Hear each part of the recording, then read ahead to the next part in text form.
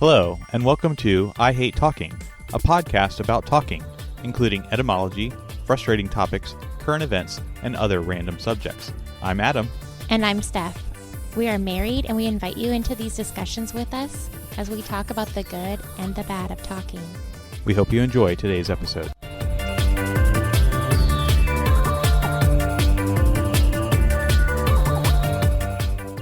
Welcome to episode 67 of I Hate Talking. Hi, everyone. So today's word or phrase is a word, and it is the word bloop. B-L-O-O-P. Mm-hmm.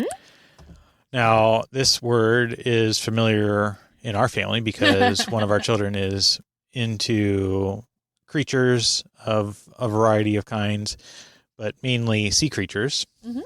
And this is a hypothesized sea creature that produced a extremely loud noise in the ocean that lasted for, according to some accounts, 1 minute or even longer. And that sound that was recorded by two different hydrophones that were 5,000 miles apart is now known as the bloop. Mm-hmm. So this particular sound, probably more accurately, was actually due to some sort of underwater seismic activity or something within the icebergs of the ocean crashing into one another that created this mysterious ultra-low frequency underwater sound that was detected in 1997. So you don't believe the bloop is real? Is that what you're saying? You're going down officially as an anti-blooper. I think so. I am not completely against the existence of unknown sea creatures, but I think the more practical explanation is just what the scientists say is some sort of underwater seismic activity or ice flows or something of that nature. Okay, so because our child really loves sea creatures, I'm very familiar with what it looks like and sounds like, etc. But I'm not familiar with its origin. So was it only supposedly recorded once from two different locations? Or has it been other times since then? So according to the National Ocean Service, it was, quote, a mysterious rumble recorded in the ocean in 1997. And they now say, according to this official website, that it was from a quote unquote ice quake. So how did they create what they expect it to look like? Does that make sense? Like, no, I don't know if sounds really look like anything. I guess you could look on the sound waveform. But how did they like they look at fossils, right? And then they put the fossils together and say this is a dinosaur. What about the bloop did they create? So for those, we'll put it in Instagram. For those who aren't familiar, it's like a fish or whale-ish. I don't know. It's more like a fish though, right? With an extremely large mouth. Right? Is that how you word it? Yeah, I suppose so. But I believe those are completely artistic renditions, not made by the scientists. That's what my question is every bloop, if you just Google bloop, don't do it right now if you're driving. But if you're not driving, you can Google it. And they all look the same, right? No, I've seen many different things. I think there is that one famous image with the large aquatic sea creature with its mouth wide open. Mm-hmm. And that probably has been copied, but there are some other artistic renditions as well. Okay.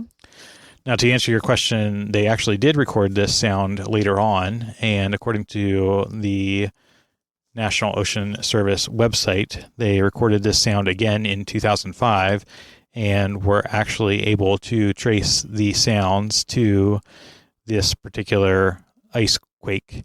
It was basically an iceberg cracking and breaking away from an Antarctic glacier. Okay. So the chances of this specific creature being in that specific spot are pretty low then, probably. Probably so. Okay. This shows how much I don't know about it. How fast does sound move in water? Well, water's more dense than air, so it will typically travel faster. So, Wait, faster? yes. Okay. I would have guessed slower. I would have guessed the water would dampen the sound and slow it down. No, it actually will make sound be able to travel faster. Okay. Explain that to me. So, yes, according to some quick searches, the speed of sound in water is typically around 1,480 meters per second, which is significantly faster than the speed of sound in air, which is approximately only 343 meters per second. Wow. And that is because of the water's density. So basically, the water molecules are closer together. So they do not have to vibrate as much for them to pass on the acoustic frequencies to the adjacent molecule. Therefore, that can move faster. Okay. Well, in previous pods, we have talked about my lack of chemistry.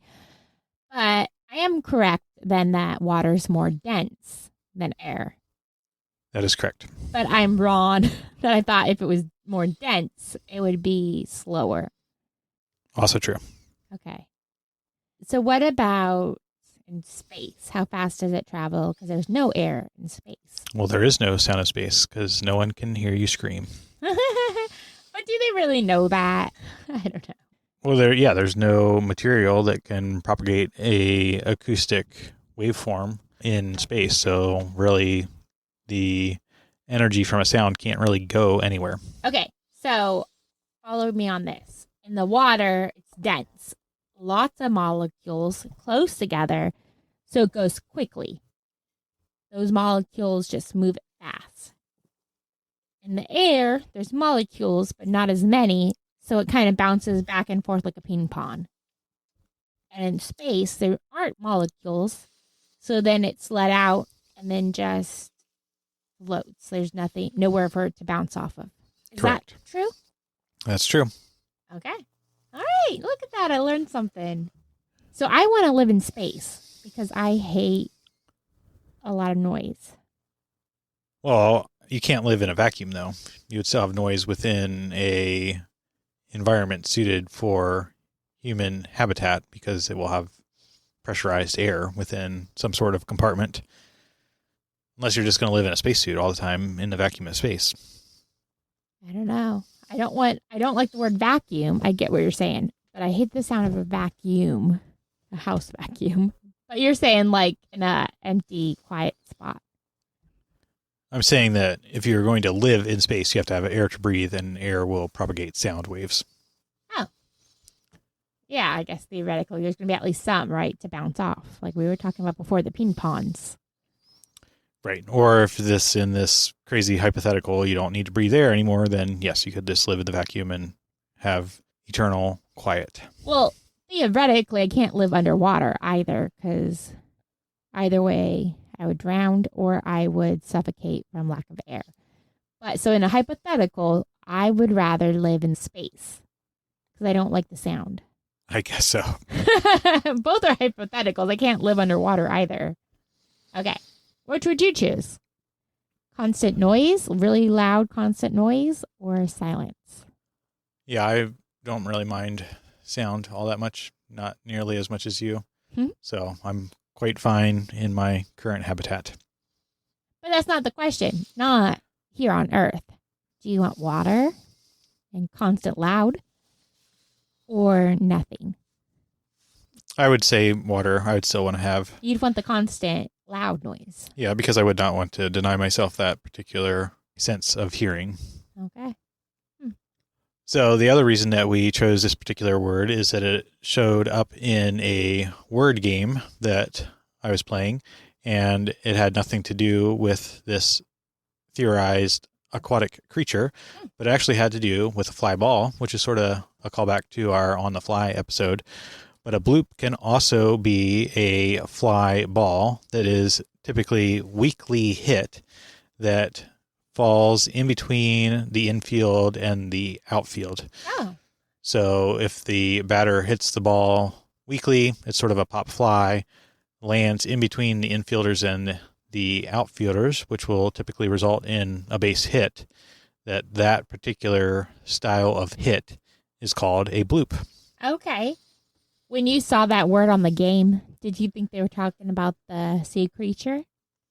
No, I did not, and that actually did not happen because this was a crossword style game, so it gave the clue as a weakly hit fly ball, and then you had to fill in the letters. Okay. But I did not use that particular clue to solve the puzzle and use the other crossword clues to fill in the letters. Okay. But now I know. I know. And both of these words do not really have any particular language etymology in and of themselves. Basically, the bloop for the aquatic creature was sort of reminiscent of the actual sound. And similarly, the bloop in terms of a fly ball is called in such a way because of the sound that the bat makes when it makes contact with the ball in such a weak fashion. And then what about bloopers? Because I love myself a good blooper. Oh, man. If I want to laugh, I'll just YouTube bloopers of shows I watch. And that brings me so much joy. So what would the etymology be for that?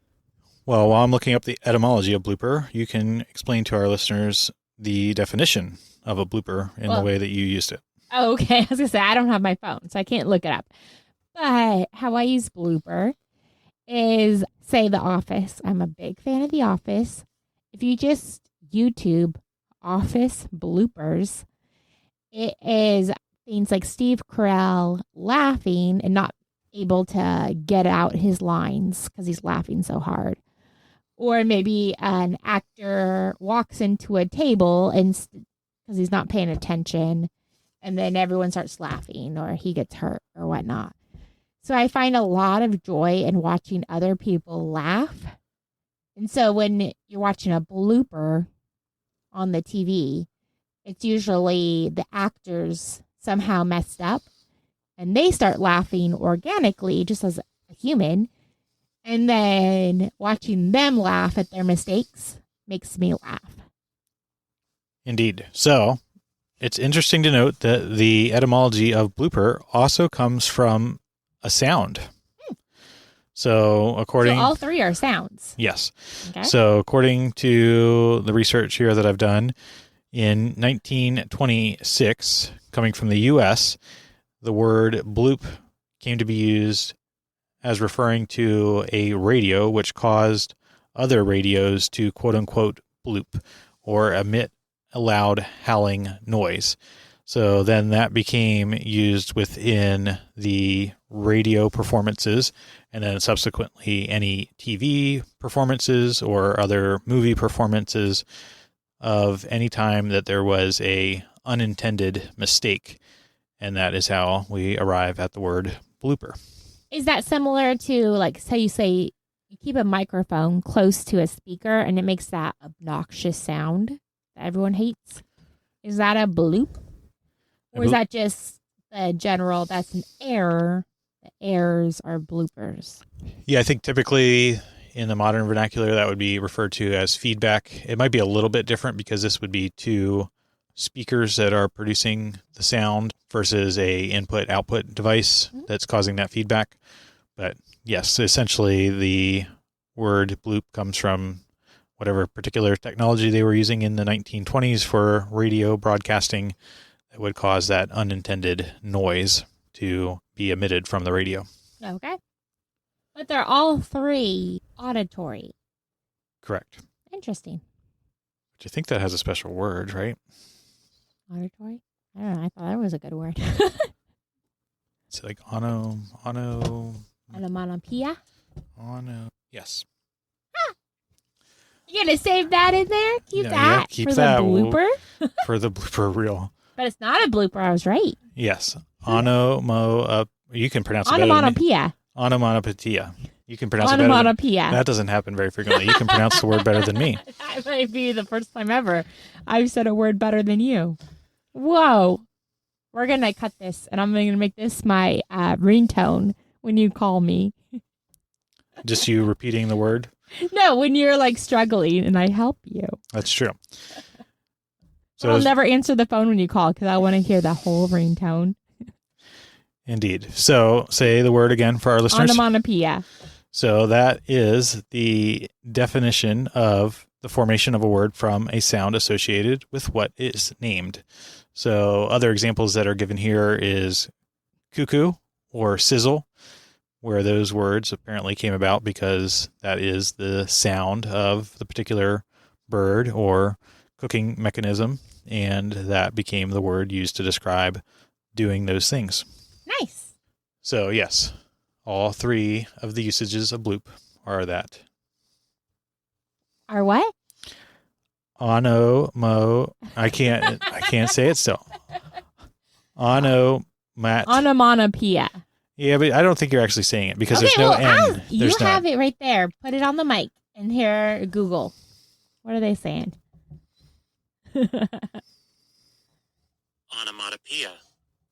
Onomatopoeia. No. Opia. Try again. Onomatopoeia. Onomatopoeia. Yeah, that time you had the T. You were saying it with an N. Onomatopoeia. Yes, T. I shouldn't have pushed it because I was right, and now I'm a little bit off. Let's see you say it. It has a weird tempo to it. Let me listen to it again. Onomatopoeia. Is that going to be our word for the day next week? No, maybe it's... No. You're like, I don't like this word. Onomatopoeia. Onomatopoeia. Onomatopoeia. I can't say it very good because it doesn't look like it's pronounced either. Because it looks like it should be onomatopoeia, but it's pronounced like that second O is a sound. Okay. Onomatopoeia. I'll drop it. It's fine. Onomatopoeia. No, onomatopoeia. Onomatopoeia. Oh, you said there's a T in it. So onomatopoeia. Onomatopoeia. Oh, man. Y'all, this is hard. Okay, go on. Let's move on. Well, they should have came up with a better word for... Let's move on. They should have came up with a word that just was like... Sounds like. There you go. That would have been better. Well, maybe we'll save that word for next episode and we can dive into the etymology because that certainly looks like it is Greek and or Latin. Okay. So that is our word or phrase of the episode, bloop, and got into 3 specific definitions there and even had some bonus words. Nice. So now we'll move on to the topic of the episode, which in fact I don't believe has any relationship to our word or phrase of the episode. But we recently had some tree inspections done, and it seems like all trees except maybe 1 or 2 are doing well. Yeah. So this was brought on. We live on some property. And a couple weeks ago, we had a big storm. But I don't think it was really even a big storm, right? It was like a little mini storm. But it was intense. Yeah, it was mini. It was like a little bloop on the radar. But it was intense for about 10 minutes. But it definitely wasn't our typical storms that are built up. We had 2 trees on our property. We were so lucky because one fell between our house and our septic tank. And the other fell between the septic tank and the kids' playhouse. Like, if they had gone, 2-3 feet one way or another, we would have had major cleanup and major issues. But they fell in the absolute perfect spots. Yeah, we didn't have any major cleanup at all. Well, I meant like if it fell on our house, that would have been horrible. Fell on our septic. That would have been terrible. The playhouse, there would just been a lot to clean up and a lot of back and forth on do we buy a new playhouse and swing set or whatnot. You know, that's what I'm saying. That's true. None of that was damaged at all. And it's amazing how perfectly it fell because it could have damaged a ton of stuff. But to your point, we had a ton of cleanup and I will praise Adam. Me and the boys helped him a lot. He was the one. Do you think it was 30 hours? How much hours of work do you think you put into it? Yeah, it was at least 4 separate days, probably like 8-hour days. Yeah, probably 32 hours or so.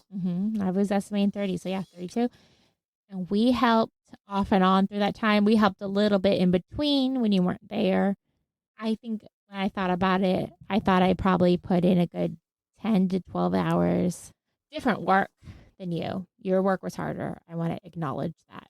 But these are massive trees that fell, and you took it upon yourself to use our own chainsaws and chop them up, and we have firewood for years to come.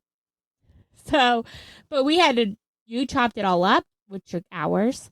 Me and the boys and you transported the wood to a pile for storage. That took hours to do. And it wasn't fun. It wasn't fun. No, I mean, using heavy equipment is a little bit fun, but it was also very, very hot. But I didn't use the heavy Oh, equipment. you didn't use the heavy equipment. But it was exceptionally hot. And then on top of that, we had the burn pile for all the tree branches and brush, too. Yes. So that got quite hot as well. Yes, we built our own, using the lumber, built our own fire pit in the yard, a large one, and we're burning things. And it was exceptionally, almost scary hot. Like, I've never really been around like a house fire per se, or a fire like that other than bonfires. It would go from warm to like almost you couldn't breathe heat. And so kudos, I mean, firemen, what they have to do, I can't imagine, because standing by that fire as we were throwing brush in it and all that wood to burn was so large and so hot that, what do you think the temperature was? You're way better at guessing than me. Like inside the fire pit or just like around the fire pit where we were First, standing? I was thinking, what were we feeling? But also, I guess inside if you want. I mean, we were probably only feeling maybe like 120 to 130 degrees, I would say. Really? I mean, even that was so hot. I don't know. Maybe you got too close to it then. The inside of the fire, I'm sure, was at 400 plus. Probably even in the center of the coals, probably upwards of 500, 600. Y'all, again, we can put this on Instagram. We got the perfect log, though, that was heart-shaped, and I love it so much. So I did see it, and I requested that you save it and don't burn that one, because it's the cutest little heart-shaped log that just happened to come out that way. It encouraged me when I was really hot from the heat and the humidity and the fire and transporting logs back and forth. Seeing that even something simple like that cute little heart-shaped log, made me happy, because I'm like, okay, we can keep going. We're doing this for a purpose, for our family, for our finances. And so that gave me a little pick-me-up motivation to keep going. Indeed. So you made me doubt my estimates, so I did fact check myself. Okay. And it probably actually was hotter. So according to Google, the wood burning campfires can actually reach 2,000 degrees in the core and will be upwards of 200 to 300 in the area around the flame area that when it's burning profusely. Okay. Well, that makes me feel validated, because sometimes when we were throwing the wood in and it would blaze quickly, I think that might have been the hottest I've ever experienced, like heat. So yeah, I guess if it's 300 degrees or whatnot, and I'm standing right next to it, that would be the hottest I've ever experienced. Yep. And then for our listeners that are wondering, the rest of our trees passed inspection, so hopefully we will not have any more trees fall, with the exception of one that is on like the outskirts of our property that we're not going to really worry too much about because it is away from the house, as well as another one that they say is maybe showing some signs of decay, but again is in such a location that it would be many years until that became an issue, and also if it did fall, would fall directly away from the house. So that one we'll probably leave for now, maybe check it again in the spring next year. Mm-hmm. Yeah, so what we did, I sort of, not panicked isn't the right word, but I was alarmed when these two trees fell. Because again, like you said, the storm wasn't that bad, nor did we think these trees were that in poor condition. We've lived here for a while. We've noticed trees. We've gotten them responsibly removed and such as needed. These kind of took us by surprise, but when they fell, the inside of them, you could see like, oh, that they were rotten. So because I hadn't noticed that, I got nervous that like, what other trees do we have that are rotten that I'm not aware of either? And so I definitely got some arborists out, some professionals to teach me what I don't know, because I'm not an arborist. So I think I am now. Because as I'm driving around, I see people's stuff and I'm like, oh, that tree I see. And I'm able to armchair it. But I wanted them to teach me and also let us know if there's others that we're unaware of. Because we were so lucky this time. But what if it had fell on our house, something else, our neighbor's property? So like you said, the one is going to fall into the forest and won't affect any people or property. The other one is iffy. And they were giving me like 5-ish years. Like 5 to 7 years, this is a problem. So that was super encouraging because I was expecting worst case scenario. We were going to have a lot of work ahead of us. Indeed. And the ones that did fall, to your point, did not look unhealthy after they fell, were visibly decayed at the trunk. And actually they broke at the trunk. But even cutting them up, they were still very hydrated and had leaves growing, and you really couldn't tell, even at the upper trunk and branches, that there was anything wrong with the tree as I was cutting up, but it was only at the very base of the trunk that had that interior issue. Yeah, the wood that we were carrying and that we're burning is healthy, good wood.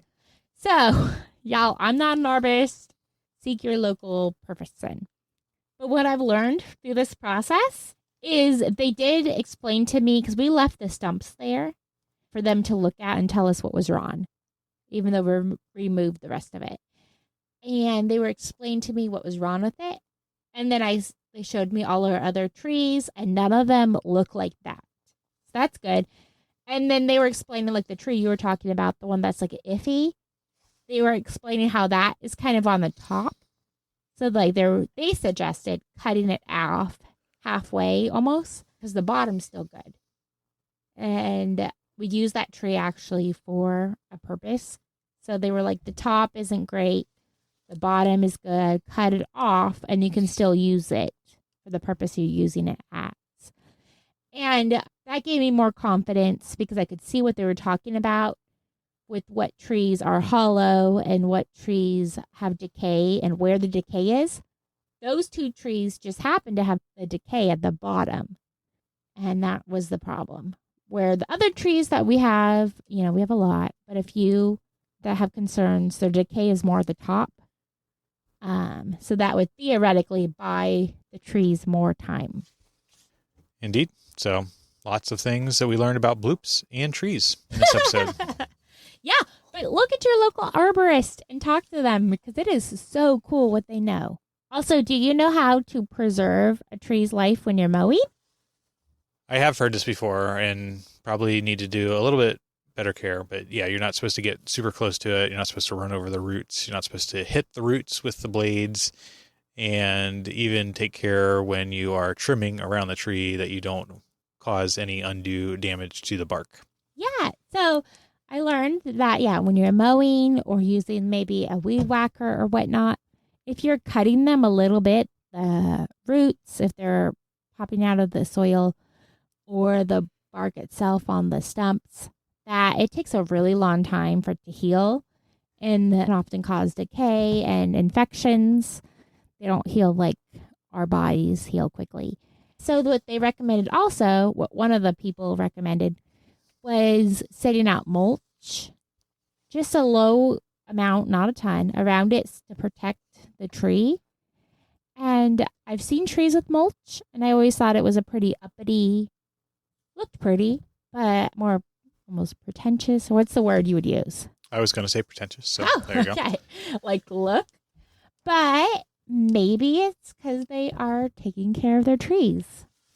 It could be, but for the record, these two trees that fell had no exposed roots, and I would always take care to weed whack appropriately around them. There are trees on our property that do have exposed roots where I got to lift the deck and mow so that I don't hit them, and that's actually more selfish that I'm not trying to break the mower rather than preserving the tree. But nonetheless, try to make sure that I don't hit the roots. So that was not the case for these particular trees because they had no exposed roots and no particular yard work damage to them. Okay. For the record, I'm not saying that it was anything about the lawn care. So I appreciate you explaining that because I didn't know. But I don't think I'm urgently looking out for mulch. Mulch sales go on, March or April? Probably April. March or April. Or I think usually March. So I like to save money. So I'd lean towards waiting till then and then bulk buying it. And then maybe I would push towards mulching most of our trees. But I don't think it's urgent that we do it this summer. That's true. And then you have to pull the weeds from the mulch because you can't use chemicals to kill the weeds because then that will kill the tree. Oh, that's more work. I hate doing more yard work. Y'all, I wish I loved yard work. I really do. And I really hate it. That is true. But you like it, right? When it's not 100 degrees outside? Yeah, on occasion. When it's like not something I have to do, when it's more something like I fit into a more relaxed schedule, and also when it's cooler, then it's not so much of an issue. And it's actually enjoyable. It was frustrating. I mean, like I said, we talked about the hours amount of work. These 2 trees. Again, these people came. They could have removed the trees much faster for us, but we would not have had the firewood, and we would have had to pay for it. So we put our hours in, and now we have firewood for a really long time. But it was one of those things I was like, man, I really wish I enjoyed this because this is not fun. Walking around picking up sticks and putting them in our wagon to walk over to the pit. That's true. It was a lot of work. All right. So if you did enjoy learning about bloops or learning about trees. Or bloops and bloopers. Or the other kind of bloops and the other kind of bloopers. Indeed. Or the word that I still can't pronounce. Onomatopoeia. That one. Then you can always like and share and subscribe. And maybe we'll get into that word in our next episode. So from your friends at I Hate Talking, until next time, remember, it is only through talking that we begin the journey to understanding.